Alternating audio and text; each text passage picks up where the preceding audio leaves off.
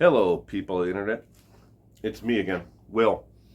Today, I want to talk to you about Josh Duggar again.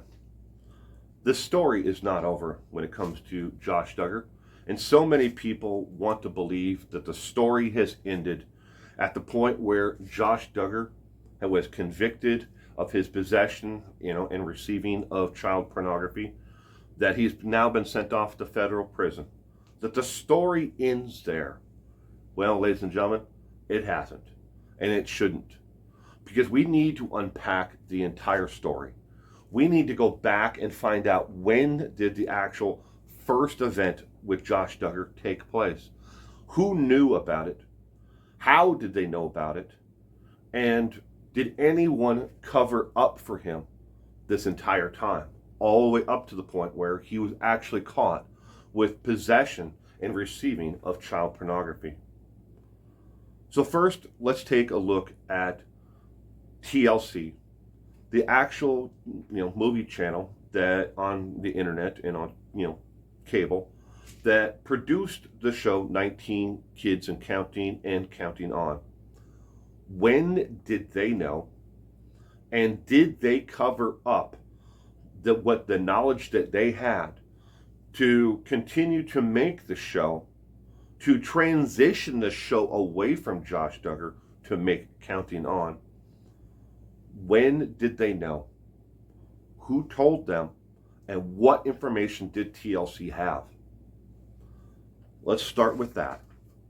Now we know that the 19 Kids and Counting was canceled on July 16th, 2015. After, that is 2 months, ladies and gentlemen, 2 months after the actual police report was released that showed on national network television, television networks, and your TMCs and your other gossip rags and your internet, celebrities and other people who like to, feast off of the bottom of the barrel. After they all released the actual police report on Josh Duggar from the allegations of actual molestation of not only his sisters, but the family friend. A total of 5 victims, 4 sisters and the family friend. The babysitter does not count because of her age. Whoa, stop right there. What did you just say? Did you say that the babysitter doesn't count? Every victim counts. Put your keyboard warrior fingers away. I'm not saying that the victim doesn't count. They don't count it as in the total allegations because of her age, because she was over the age of 15. They only counted the 5 because they are all under the age of 15. I'm not, again, saying that the babysitter, because of her age and being over the age of 15, does not count as an actual victim. So again, if you want to roast me in the comment section, go right ahead. I'm just telling you the actual legal definition, and what they actually counted was 5 because of their age, and that they didn't count the babysitter as underneath the same charges. But thank you. Now let's go back to the story. So if you look at all the victims of actual physical molestation, it is 6, but 4 sisters and the little sister's best friend, 5, was in the actual police report, along with the molestation of this babysitter. When did TLC know about it? They knew about it 2 months prior by their own accounting and their own press release, before they canceled 19 Kids and Counting. That means that somewhere in the month of May, they knew about it, that this report was going to come out, and they started to already transition to move on to the 19 Kids and Counting. Then from 19 Kids and Counting onto Counting On. When? Well, that's their statement is they found out about it and they already planned to cancel the show. But it's not the truth. February 10th, 2015, TLC, the network that produced the 2 shows, held 2 meetings one in Niles, Illinois, and the other one in Silver Springs, Maryland. What was on the agenda for both of those? Well, hiring a new director for the spinoff. That's in February of 2015. Again, it wasn't until May that the actual report came out about Josh Duggar molesting his sisters and the family friend and the babysitter. In February, they were already holding meetings about doing a spin-off of the show. But they filmed the entire time because regardless, if the allegations were true, if all of it happened, if they even filmed it, they got to make money. That's what keeps the entire system going. Money, money, money. You viewing, you watching, you clicking on it, you watching everything, you buying their merchandise, you buying TLC's merchandise. All of it keeps the entire system going. Also on the agenda was damage control. They hired a PR firm to start doing damage control about the allegations against Josh Duggar, but not just Josh Duggar. They also, that PR firm was to do damage control for the association and affiliation that Jim Bob Duggar had with other political opponents and people in his political party and agenda who had been connected to child pedophilia. Damage control. A PR firm was hired.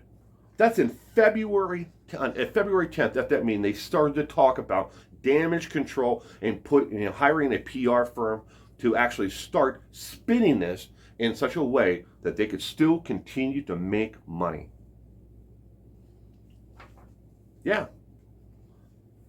So let's take a look at now. Now that we know that TLC knew about it in February, let's take a look at when did the first allegations against Josh Duggar come out. Well, if you followed the actual court case of Josh Duggar on the charges of possession and of child pornography and receiving child pornography, that Jill Duggar blew the whistle on Josh Duggar back in 2003. But she wasn't alone. Before the TLC network ever signed a contract with the Duggar family to film 19 Kids and Counting, in 2007, an internet user who posted to a blog and onto a Reddit forum on both of them by the name of Alice, no last name, blew the whistle on Josh Duggar in 2007.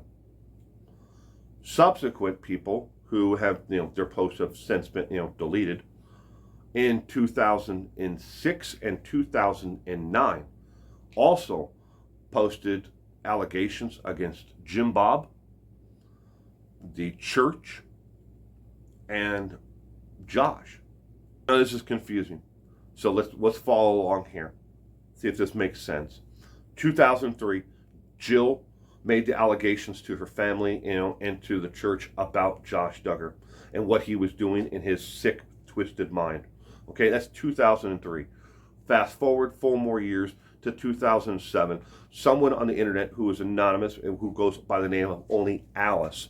Alice blows a whistle about Josh Duggar and Jim Bob in certain things on the internet to anybody that will listen, on not only Reddit but also onto a personal blog itself, and then it gets copied by other people. That's 2007. TLC finds out about Josh Duggar and allegations against him from 2006. Yet they signed the actual contract with the Duggar family to film the 19 Kids and Counting television show that so many of you have tuned into. So the question, it has to be asked, where do you actually spend your time, your energy, and your money? Let's not forget that over $21 million was spent on merchandise for 19 kids and counting in the first 2 years of filming of the show. In the first 2 years. So just say that they spent, a total of $10.5 million in merchandise for that show was sold, through the TLC network online or directly through the Duggar's website. In the first 2 years, $10.5 million. Last year of accounting for the Duggar and Counting On television show, $6.5 million was spent on just merchandise. While your attention was focused on the family, weekly watching the Counting On and 19 Kids and Counting, all of this was playing out in the background. People knew about it. Nobody wanted to talk about it. TLC knew about it. They had to have known about it. The documents are there that even after the police report came out, they had already started to, talking about the transitioning away from Josh Duggar and his family and the 19 Kids and Counting in February of 2015. But yet, they had to keep on going. They had to make that money. Real life. This is real life. But don't cover it up. It's scripted real life. I hope I answered your questions today. If I haven't answered your questions with this, please comment down below. Give this video a thumbs up. I really appreciate it. And you have a terrific weekend.